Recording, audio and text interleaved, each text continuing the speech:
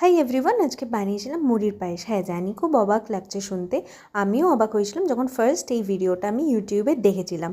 So আমি নিয়ে নিয়েছি দুধ, কাজু কিশমিশ, একটু নিয়েছি আমুল স্প্রে, নিয়েছি মুড়ি। আমি দুধের মধ্যে এলাচটা বসিয়ে দুধটাকে অনেকক্ষণ ধরে ফোটাচ্ছিলাম, যতক্ষণ না এটা একটা লালচে টাইপের হয়ে গেছিলো। অনেকক্ষণ ধরে ফোটানোর পর তারপরে একটু গরম দুধটাকে আমি আমুল স্প্রের মধ্যে নিয়ে একটু গুলিয়ে তার মধ্যে দিয়ে দিই। অ্যান্ড তারপরে আমি এর মধ্যে আবার ভালো করে এটাকে গোলাতে থাকি। তারপরে চিনি অ্যাড করি।